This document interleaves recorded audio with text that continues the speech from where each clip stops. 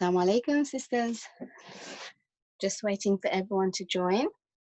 We'll give everyone a couple of minutes. So just a couple of minutes while everyone joins us.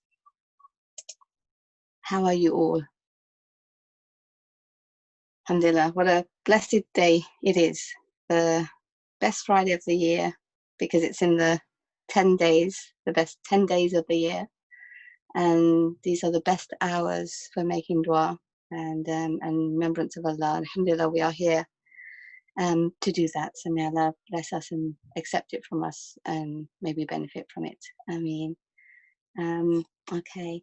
So while we're waiting, I'd love to hear from you, sisters. How has your day been? Have you been able to connect with Allah?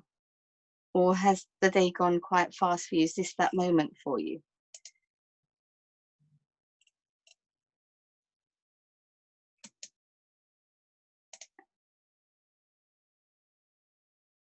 Alaikum salam. So on iPhone, I'm not sure what your name is. So you can change it to put your name in.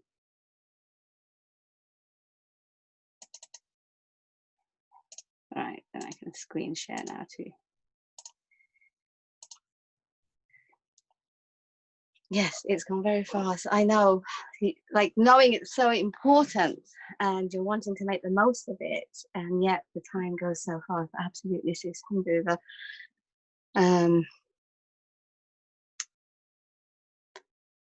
At least we have this moment and we can just stop, slow down. And yeah, busy morning. Amina says, I had a busy morning and then it was peaceful in the afternoon. I'm looking forward to this evening. Alhamdulillah.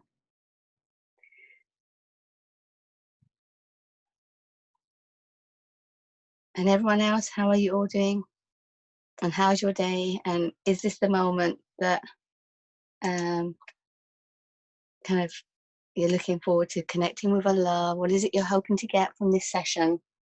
Love to hear from you. Just as we're waiting for everyone to join.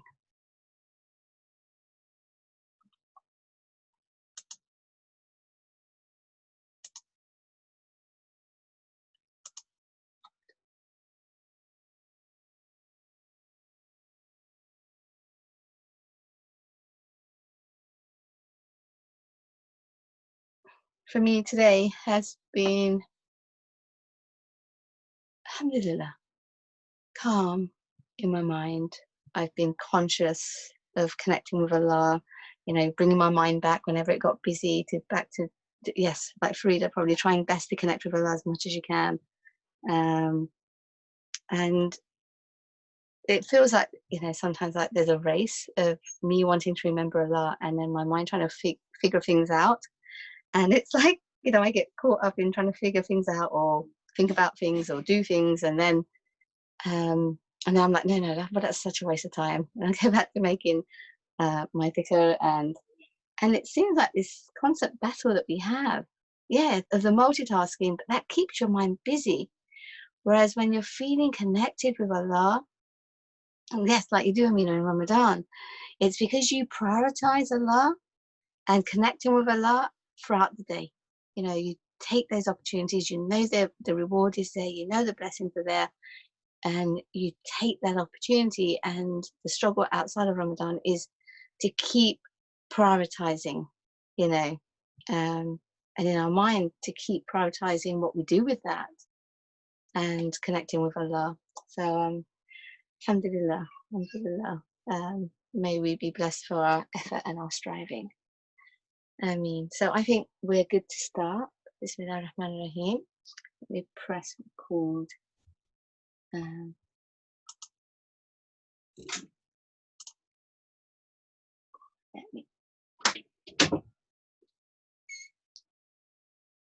It's already recording. Excellent. Bismillah ar-Rahman ar-Rahim. My whistle. Yes, you can take your whistle, Bobby. Do you need it? No, I don't need your whistle. Thank you. You're good. Sorry.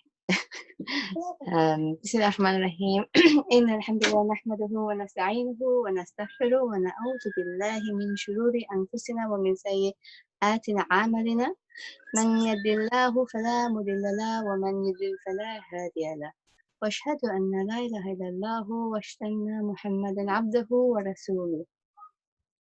Amma ba'd. May Allah bless us today in this special hour, on this special day, to truly deeply connect with Him. Oh, sorry, just shut the door. And truly, truly connect our hearts with Allah as we do in Ramadan. You see, when we're truly connected with Allah like that, when we really think about Allah, like, you know, like your mind, it can get really busy. And we can choose to switch it off, but sometimes it's still busy, but we choose to switch it off and really just focus on Allah. And it's that moment when you're really choosing to focus on Allah and let everything else go, that you feel that deep connection. So before we start today, what I'd like to do is just to get everyone to kind of switch off from whatever else is going on around us, whatever we need to do next, and really feel that connection. So I ask everybody please to close your eyes and focus on your breathing. Really notice as you're breathing in, as if you're drawing closer to Allah. And as you breathe out, breathe away the busyness of the day.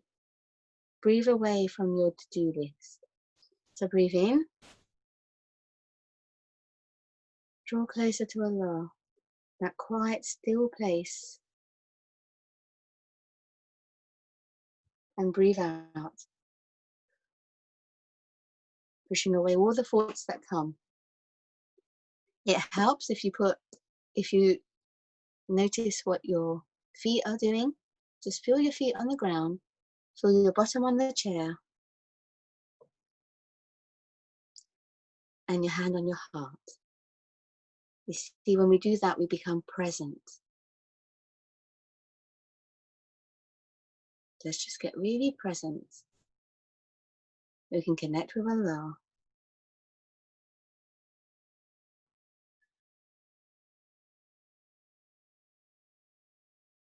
And as the noise in the background disturbs you, just come back. Because we could go the whole day and not truly just connect and be with our Lord.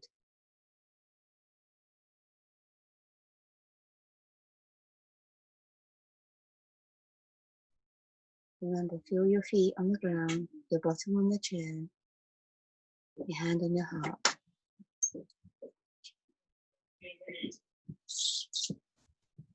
Mommy. Yes. Yeah, baby, go with Daddy.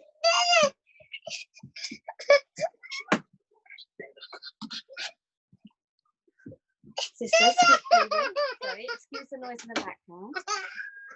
I was found by the little ones. That's going to disturb our breathing exercise. I'm around the whole day, and this is the minute I hide away for a moment. And smile at everyone comes looking. Alhamdulillah, alhamdulillah, alhamdulillah. Okay. So as you're breathing, sisters, sisters, I want you to think of Allah as Al-Ghaniyy. Al-Ghaniyy means the one who is without need of anything. He's the one who is completely independent, and all of creation depend upon him. Allah is Al-Ghaniyy, free of any dependence of anyone, self-sufficient, doesn't need anyone to keep him going. No food, no sleep, self-sufficient and rich. While all of his creations stand in need of him.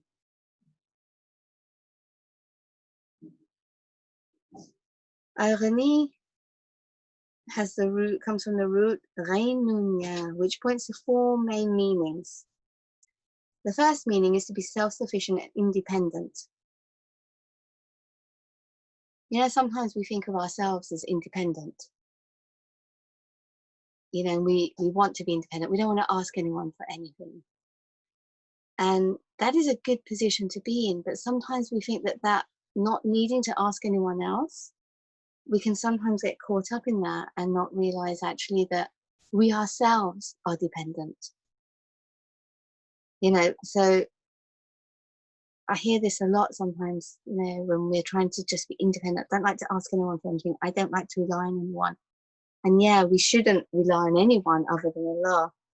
But bringing in and seeing Allah as actually the only one who's independent puts that into context where it can remind us, it's not that I'm in need of creation, it's Allah who I'm in need of.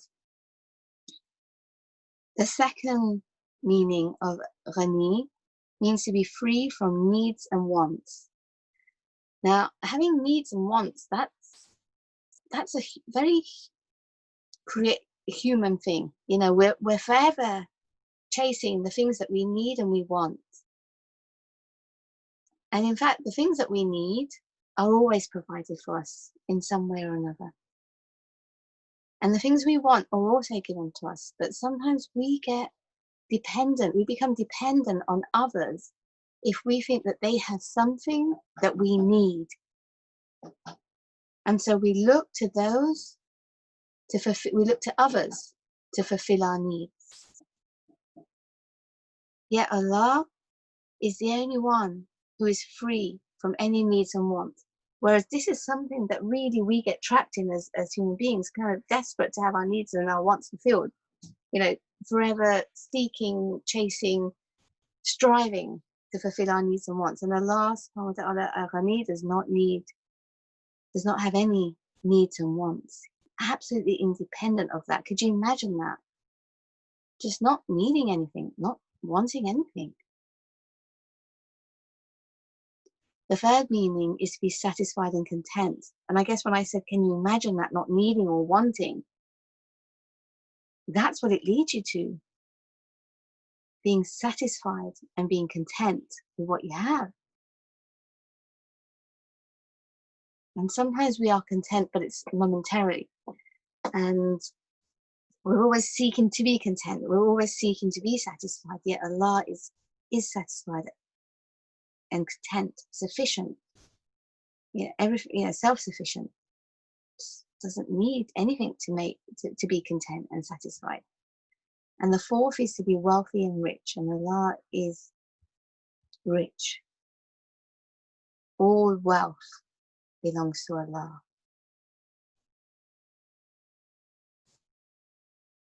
In fact, this name of Allah, Al-Ghaniyy, is mentioned in the Quran. Though it's mentioned in the Quran, I think 18 times I read somewhere. Yes, 18 times in the Quran. The root is actually mentioned 73 times. And so this idea for us to become, to become aware of is that actually Allah is, in reality, no one is in absence of need of Allah, and everyone is dependent on only Him. You know, Al-Ghaniyy really reminds us, the name of Allah really reminds us that we are in complete, utter need of Allah and no one else. And I say it and it sounds obvious, like, yeah, I know that. But yet throughout the day, our worries and our troubles become based on us needing from others. Whether it's, do I need to please my employer, so that, I have a job? Do I need to make sure everyone is happy with me so that I feel satisfied that I'm good enough? Do I need to make sure that I give so that I am given what I need? And often our motivation becomes to satisfy this need and these needs and these wants. And we can get caught up and really busy in our mind trying to satisfy our needs and wants from other than Allah. And I love this reminder of the name of Allah, the attribute of Allah, that He is Al-Ghaniyy. Because actually, how quiet would our minds be when truly we recognize that only Allah, we only need Allah. It frees us. It absolutely liberates us. And to remember that Allah is the one who truly transcends all needs and is completely satisfied. That's what we're looking for, and we can only find that when we turn to Allah. So another aspect actually of Al-Ghaniyy is that it is combined with the name Al-Hamid quite a few times in the Quran. Al-Hamid means the praiseworthy. So, for example, the believers are instructed to spend their wealth in charity. However, Allah is far richer from needing their charity. So we can give, but it's not because Allah needs our charity. It's because the purpose behind that is to close, behind charity, is to close the distance between the rich and the poor. And that was from the Tafsir of Ibn Kathir. And so you see, when whatever we give, and in this last hour, on this most blessed day of the year, one of the greatest things we can do to live by the name Al-Ghaniyy is actually to remember that whatever we give, it's not that Allah needs the meat or the money or the goodness from our charity. It's that we ourselves, it is the piety behind that giving that will reach Al-Ghaniyy. And Allah says in the Quran, it is neither their meat nor their blood that reaches Allah, but it is the piety from you that reaches Him. So whenever we give in charity with a sincere intention, we should know that Allah is the most rich, and He will reward us for this charity many times over. And complete praise and thanks is due to Allah, because no one can do Him a favor. For everything is His own creation and invention.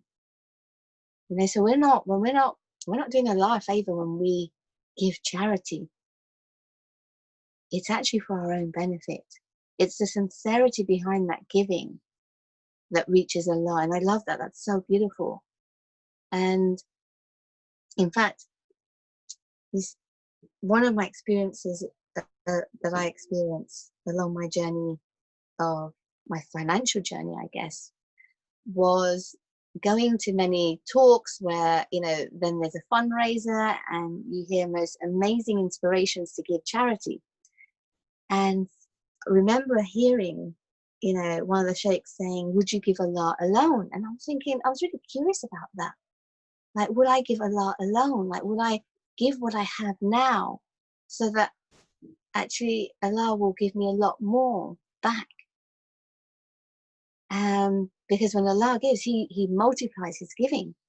So even if you were giving like £10, when you're giving a loan to another creation, they're going to give you back the £10. But when you give a loan to Allah, the recompense, the reward is so much greater. And I love that idea of just, you know, it's not even giving it away. See, sometimes when we're thinking about charity, it's like giving it away. No, you're giving a loan. It's still going to come back to you. And also that when you're fearing poverty, and at these times, you know, with everyone having to work from home or being furloughed, or, you know, there's a lot of financial pressure. And I really felt that this name Al-Ghaniyy would be relevant for a lot of us in the period of lockdown, where, you know, people's jobs aren't secure as they used to be. You know, people's wealth has been decreased, and we're in difficult times as a community, a society as a whole. And yet, it seems like our wealth is being threatened. It seems like we may not have as much. Yet, what I have found time and time and time again, that when I'm in that mindset of, I feel a little bit, you know, things are a bit tight. You know, if you feel like things are a bit tight, I always found that if I then give charity in that moment, when my desire is to hold on to it, my inclination is to tighten my purse strings. If in that moment actually you let go of your attachment to the wealth and you actually give it for the sake of Allah, I've always found, subhanAllah, that you get more. Another one of the sheikhs used to say, once said at a talk I went to, have you ever noticed how it's always the same people putting their hands out at these fundraisers? And I was thinking, yeah, actually it is. And he said, because whenever they give, Allah gives them more. So they come back and give again. So Allah gives them more. And I really, really have found that to be true myself. So it's really shifted my relationship with money, where it's not something that, when I feel the need to hold on, it's the time I know to let go and not become attached to it. And not become attached to people who may, who I think may be a source of income for me. Where perhaps I might think I need to do something to impress them or please them or show them or something to secure my wealth. See, when any one of us gets into that mindset, it shows us that actually we've become dependent on the creation and not Al-Ghaniyy. And we don't want that. In fact, the wealth becomes a distraction for us. So no matter how wealthy we are, whatever that wealth may be, it might be in finances, it might be in your possessions, it might be in your beauty, in the amount of children you have, whatever it is, we need to remind ourselves that actually we are poor. We're still poor and in need of Allah, who is rich beyond need. So we need to then use that money, that power, that position that Allah has blessed us with, in order to please Allah alone. See, sometimes actually we use that wealth to fulfill more needs that we think we have. And I'm not saying we don't need to. Yes, we need to buy food and we need to, provide for our families as creation. But to do that, not so that we may become satisfied, but that we are seeking Allah's pleasure. Spending our wealth for the sake of Allah. So, how else can we live by this name, Al-Ghaniyy?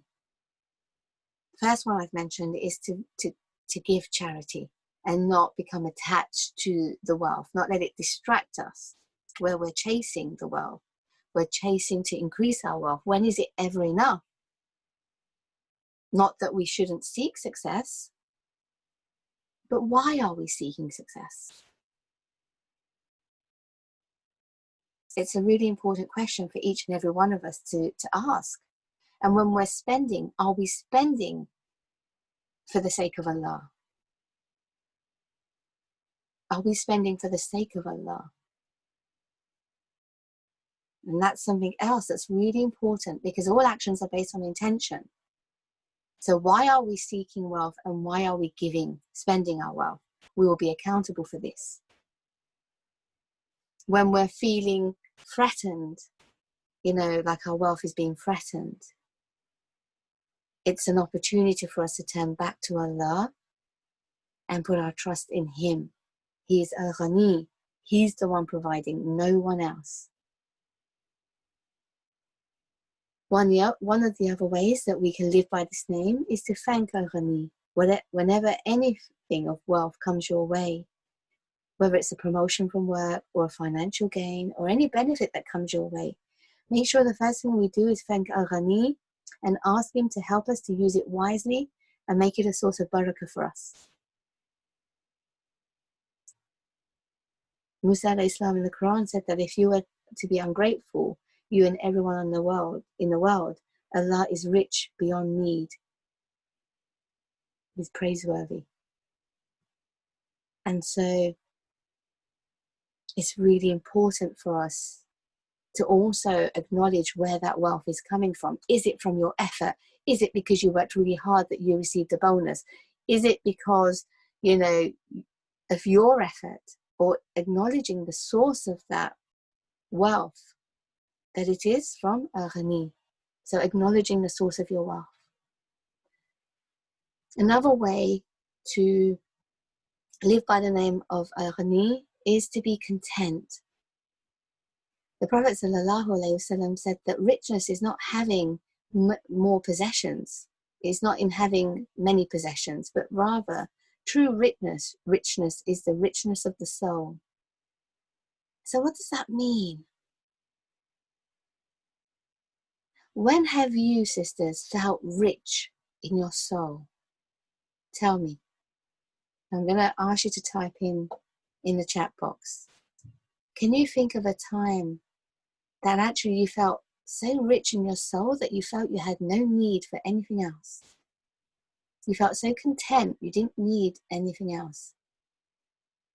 Can you think back to a moment? When was that moment?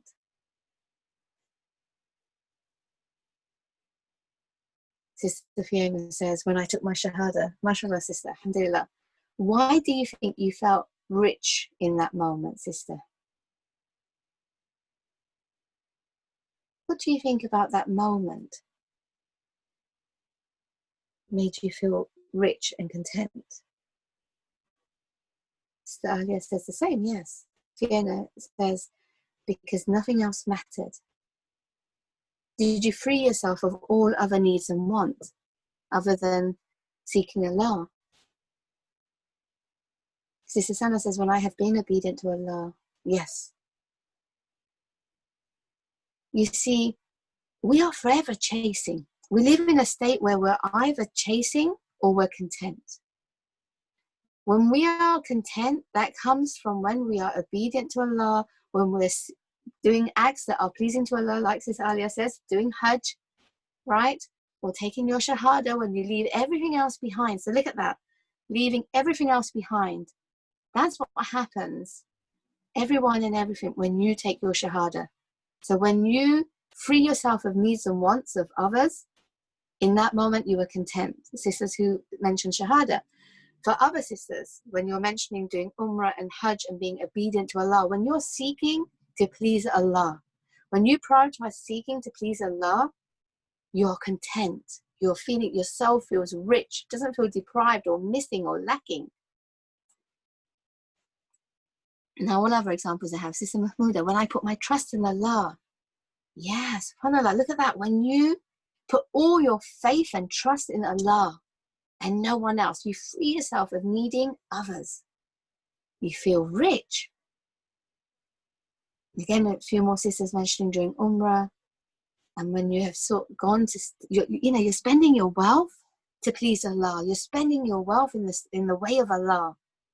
You feel rich. So you're giving your time, you're giving your wealth, but you feel rich. How can you feel rich when you give? How can you feel rich when you leave behind all of creation and you leave everything behind? It's almost like, shouldn't I feel like I'm losing? Shouldn't I feel like I have less? Why is that we feel rich? Sister Rokshanara says, whenever I've sat still and watched my children just being grateful for what I have. Yes, one of the ways of living by Al-Ghaniyy and feeling that contentment and that richness is when we are grateful. That's another way. So spending in the cause of Allah, leaving our attachments behind, to creation and putting our trust in Allah, spending our money, our wealth and time for the for the pleasure of Allah. Sister Anisha says, when I'm in sujood, in tahajjud, oh, that's such a beautiful time. Subhanallah. Isn't it just, sister? When you leave the world behind in that moment. There's such wisdom in tahajjud being at that quiet time in the night where actually you're not thinking about your to-do list, you're not thinking about what needs to be done, you're not having to think about what other people need around you and the children, and you leave everything behind. And when you leave everything behind, that's when we feel that richness of the soul. How does that feel? You feel content. No more chasing. No more chasing. You found it, what you're looking for. Sister Sadia says, once in prayer I felt this. It is all I need. That the prayer is all the prayer of Allah is all I need, and this is where I need to be, because I was going through a really tough time with regards to my career, and I was chasing, and I was so depressed over it that one Sunday it just felt so right, and that obsession was removed, and I felt so happy. Sorry, not Sunday, one sajda, subhanallah. You know, I love sujood. I really, really love sujood, because you can, even in that physical state, that physical, you know, when you align your mind and your body to the pleasure of Allah. Like I submit my body and I submit my mind, and I just let go, you know, I let go of everything, and I just turn to Allah in sujood. I love that moment. And you're right, you feel such contentment when truly you submit your heart and your body to Allah. That is absolutely the case. Sister Zabun says, during specific moments of ibadah and seclusion, in reflection, in contemplation. Yeah. Leaving it all behind, sister. That's what's happening.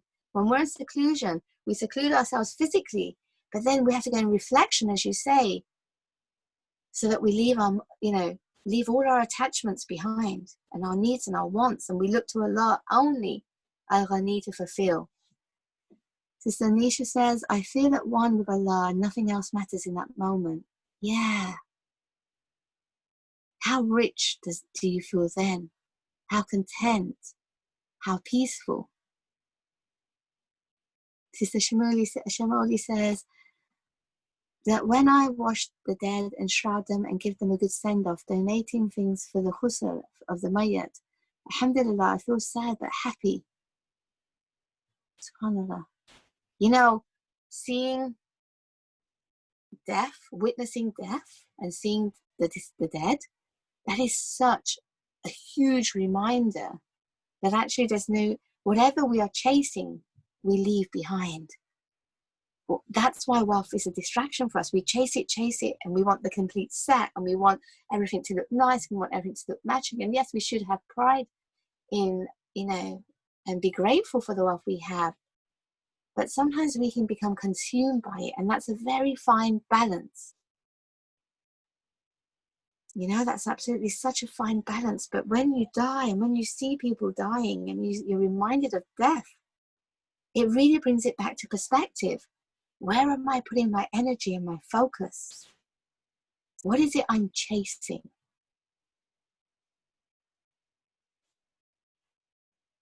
Sister Arifa says, during a personal storm, I actually realized that during my daily, I think you're saying azkar, yes, I had handed over my affairs to Allah, and then I actually did, and the trouble was gone. But I acknowledged with all my heart that Allah was looking out for me. The contentment I felt was just out of this world. Oh, subhanAllah. Yeah. Now, where else can we look for contentment from the one who is content? Is full of contentment. We look for satisfaction and contentment from others who, they themselves, are seeking that same contentment. We look for our needs to be fulfilled from those who are also looking for their needs to be fulfilled. No wonder we are disappointed. But when we actually turn to Allah to fulfill our needs, our wants, our worries, our problems, our finances, it just really helps to know who you are handing over that worry, that need and want to.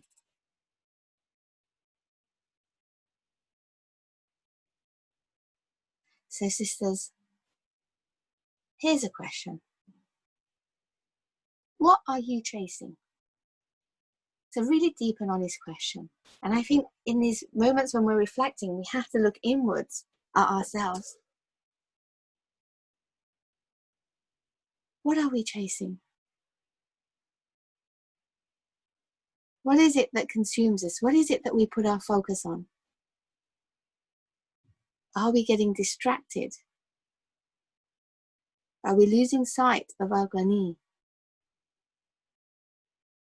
Fiona says, people, yeah, sometimes we are.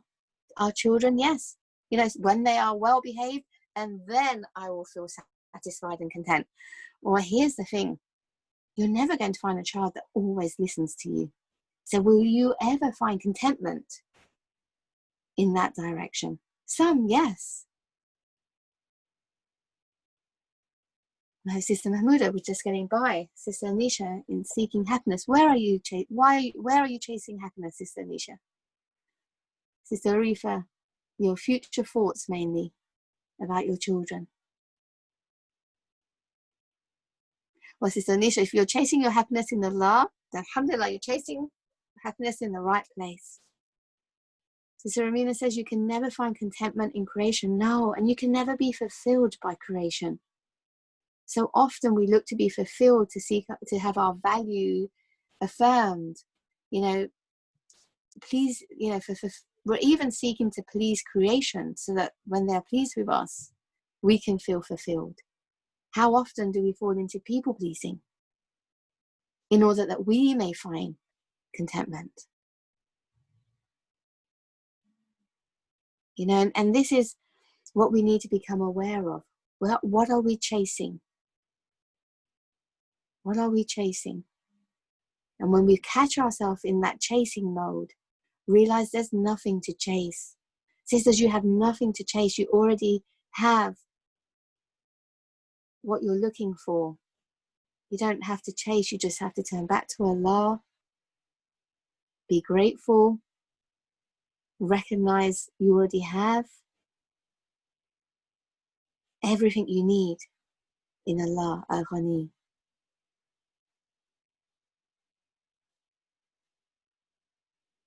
One last point, a last point of how we can live by this name is to not beg or ask from others when there is no need. The Prophet ﷺ said, it is better for any one of you to take a rope and bring a bundle of wood over on his back and sell it, and Allah will save his face because of that, rather than to ask the people who may or may not give.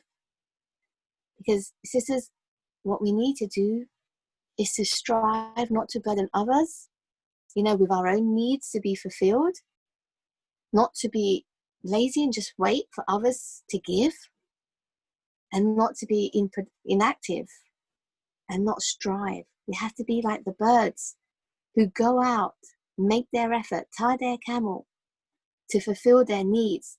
But that is your physical striving. That's your effort. But that going out doesn't bring you the wealth. It's Allah who brings you the wealth. It's not from your effort. But you have to tie your camel. You have to strive. You have to show Allah that you are trying. And Allah is going to provide for you.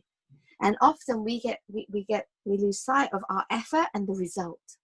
We think that the result we get, whatever blessings we get, comes from our effort.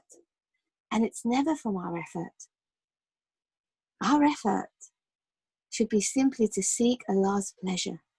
When we align our pleasure with seeking Allah's pleasure, you will find that richness of your soul.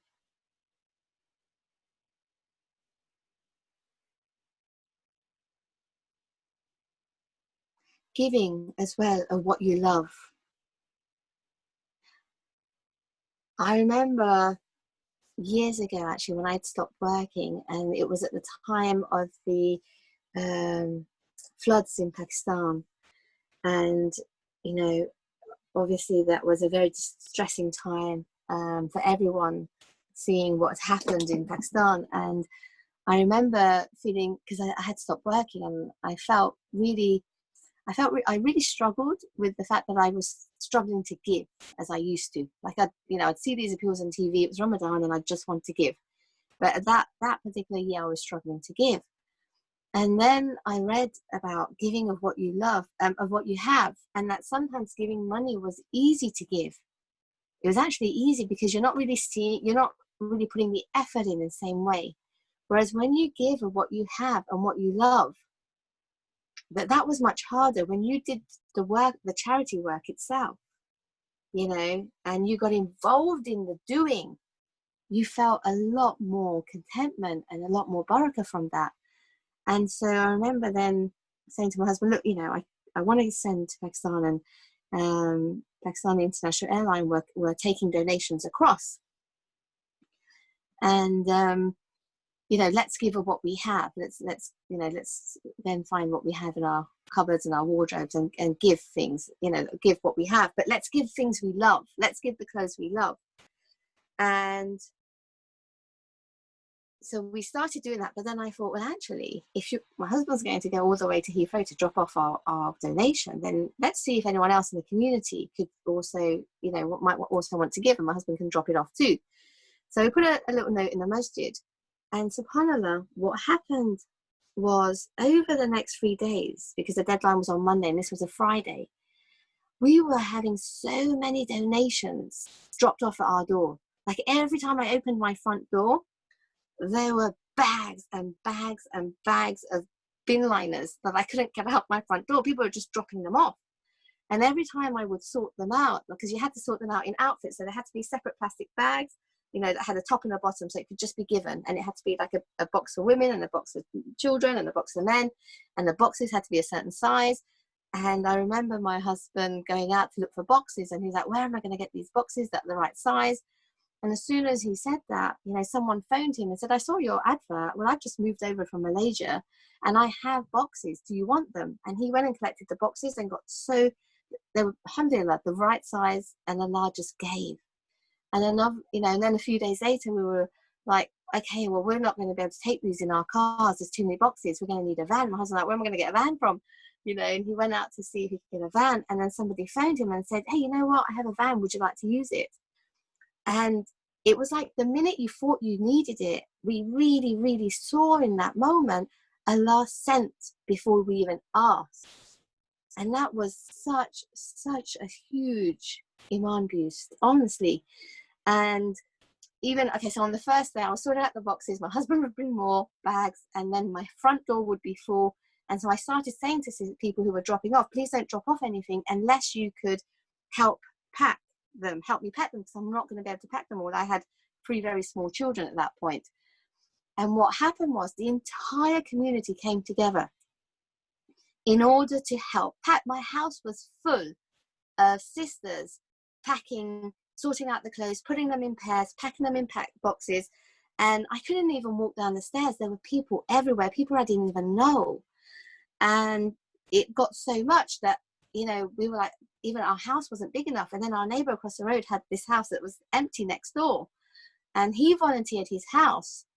And so then all the brothers went over there, and they were packing over there, and the sisters were packing in my house. And it was Ramadan, and I tell you, sisters, it was so, I don't want to say magical, but so blessed, because people were staying the entire day, going home just for iftar, then coming back until suhoor time, going home just for suhoor.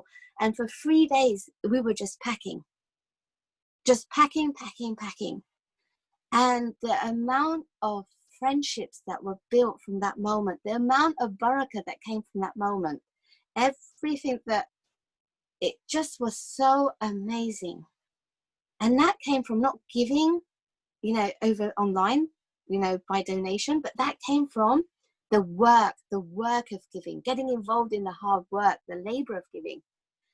And we really, really witnessed so many miracles, to have, and in the end, it was 3 lorries worth that went. And it was such an amazing community drive, and the community became united. And then, there were some moments, real teary moments. There was one moment where, because it was Ramadan, a young brother had bought his brand new expensive trainers, for Eid, and he donated them. He hadn't even worn them yet. And it brought tears to so many of our eyes. And then other sister, I remember there was one brother that said to my husband, hold on, are you both, you and your wife, are you not Pakistani? And we're like, no, we're not, we're Mauritian. And we're like, but you're doing all this? And we're like, yeah, but because we're just human, we're all human. And they were crying because they couldn't believe that we would turn our entire house upside down. And and yet it wasn't for any other reason except for the giving.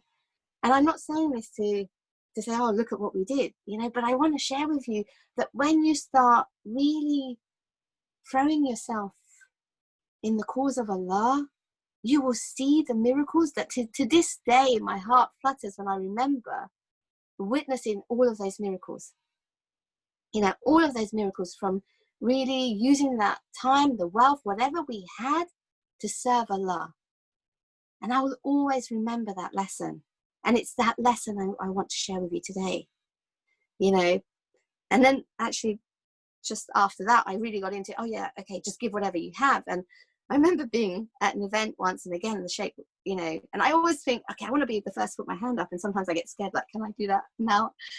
And at one point, and you'll all have these experiences, sisters, and I want us to share it. This isn't just my experience, but you know when you give for the sake of Allah. You know when you see the miracle.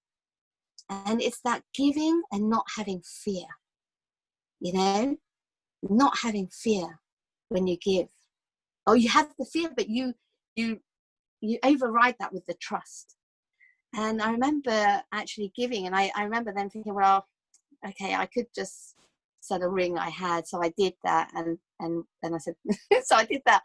But then what happened was, a couple of weeks later in the post, a check came to me bigger than double what I donated, subhanallah, because I had somehow overpaid in tax a few years before. Now, where would that have come from? And you must all, sisters, have your own stories. And I'm sure we would be just so in awe of Al-Ghaniyy when we remember those moments when we know where we were reminded where our wealth came from. And so whenever any one of you want to increase in your wealth, then give. And when you want to give your effort. You know, and that you will taste the real sweetness, and give of the things you love. There was a sister I knew, may Allah bless her, she's passed away now. And whenever someone would say to her, oh, I really like your ring, she'd take it off and give it to them. So if ever you had to be careful never to say you like something of hers, because you would give it. And I thought, wow, could I do that? I don't know if I could do that. May Allah bless me to do that and not be attached to anything, but can you imagine? And so in fact, it's like we get caught in wanting to kind of have more, that we will feel more rich when we give what we have. Because what you have was never yours in the first place.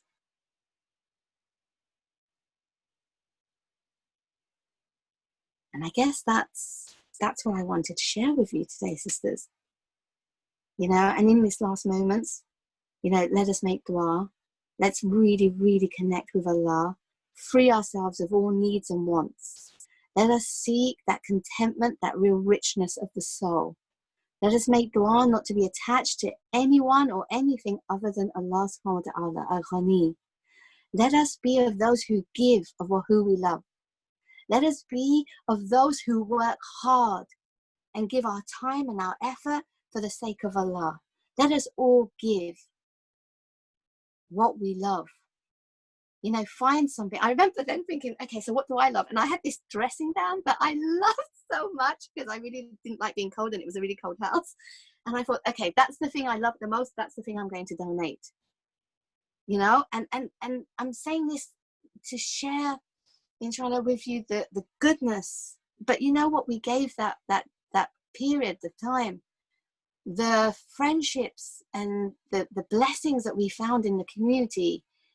SubhanAllah, we could never imagine. We then went on to open a madrasa, and everyone supported that because they knew us from this project, you know, and yet we would have never imagined that. And it came from this project, this real pure project of just really giving of what we love, whatever we have. So what can you give, sisters? What do you love the most? Because this isn't about me. I'm just trying to inspire you guys to share what I've learned, what I've seen along the way. And you know what? I've never really been that attached to money and wealth, and probably a lot of you will resonate with that, but I have found in my journey that I was attached to people, you know? Yeah, this feels like giving everything. Oh, subhanAllah says, honestly, subhanAllah, and that's when you're free and that's when you're rich. And yet we could think that we would be without. SubhanAllah. But yeah, so even when we're attached to people, you know, if that's the thing that you kind of feel consumed about, how do I get this person to see me, understand me, value me, respect me? When you're feeling that, Actually, sisters, give that up. You don't even need that either. Let us be free this one moment, the best Friday of the year, the best moment, the best hour of the year. Let us be free of all needs and want except for Allah. Like really, from the heart, let us detach. Let us feel that complete richness of our soul, that deep connection with your Lord, a moment that you will never forget, a moment that you will always look back on, a moment you will share with your children and inspire them. Hey, you know what? Give, give, give, give. Allah will reward you, as Sister Anisha says, multiplied many folds. And subhanAllah, He has. I have seen that in my own life. I am a witness to that. The more I gave, the more I received. And then the more I want to give, you know, because I love that closeness that I feel with Allah when I'm giving. And you know that feeling, sisters. And even if it's to money, even if it's to people, let us free ourselves. Even if it's a good, the Sister Meru says, our time. Let's just give charity. Let us smile in this last hour to everyone that we see. Let us say a good word. Let us make an intention to give something. Let us go online and donate. Let us make an intention to, get involved in a project. Let us give. If we want to be rich, then let's give. Give of what you have, sisters, and you will be so rich and content. And you will have more, because when you are grateful, Allah increases you. So it's not that I need more and I don't have enough and I don't have enough. No, I have so much to give, even if it's just my smile. Even if it's my favorite dressing gown, I have so much to give. Let us, sisters, come out of this session in a state of giving, in a state of richness, in a state of contentment. Let us seek that deep connection with Allah. Give, give, give. SubhanAllah, Sister Anisha, absolutely. Because when you are giving, you will be more rich. No one teaches us that, until we're older, I guess. Let us teach our children now. Sister Mahmuda says, when I was involved in dawah in my life was so smooth without worry because my focus wasn't on myself. Absolutely. Absolutely. So many lessons to be drawn from this, sisters. But I want to leave you now so that you can make the best this. And I miss that feeling. I miss that miracle appearing before your eyes. When you know that there's no way except that Allah sent a van. There's no way that Allah sent those boxes, little things, big help, small help, that check. It comes from Allah.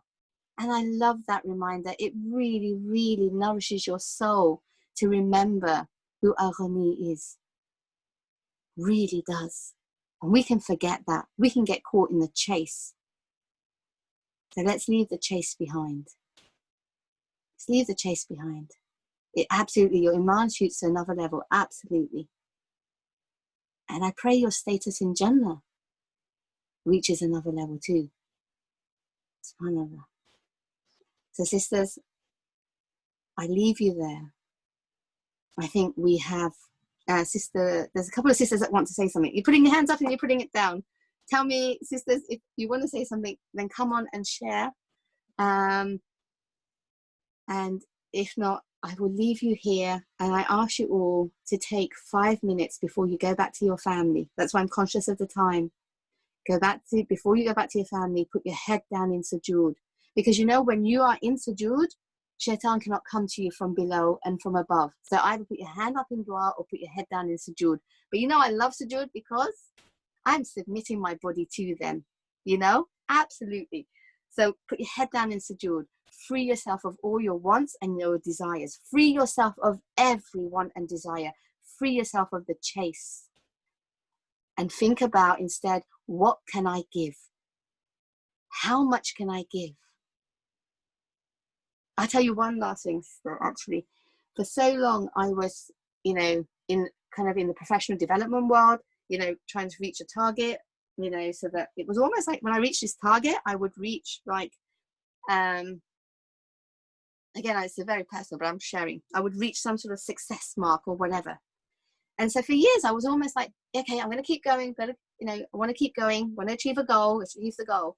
Something happened to me this Ramadan where for the first time, I lost sight of that mark and that success goal post that I had set. And I would stand in sujood and I would feel like, actually, I'm really content. It's not that I have everything. Honestly, if you know me, I don't have everything. But I just felt really, really content that because I was close to Allah, I had everything. So I stopped looking for whatever else, that success would mean. I really just let it go. So for the first year, that wasn't part of my dua. In fact, I was struggling to make dua. I was standing there and I was thinking, I don't even want to ask. I just want to be grateful. I just want to stand here and just stand here with a grateful heart. And I was like, oh, is that, like, was I missing an opportunity to make dua? Of course we should strive, but I didn't feel that this year. For the first time ever, I just didn't ask for much. I didn't really ask. I asked for other people, but I was not asking for myself. And subhanAllah, after Ramadan, Allah blessed me, alhamdulillah, so much that, like when you let go of the chase, you are blessed with what you were chasing. Because it doesn't come from your effort. Whatever you're chasing, sisters, whatever you've been chasing, let it go. And it will come to you, but don't let it go because it will come to you. Let it go because you don't need it. Let it go. Let our hearts be free in this moment of whatever we're chasing. Let us stand, let us sit, and let us put our heads down in sujood of just this content heart. Allah knows what's in your heart. Just that real contentment that you have and you're going to give. Because Allah will increase you when you're grateful. And that's it. I let you go, but go and make that sujood. Do not go back to your family just yet. Let us all take that moment.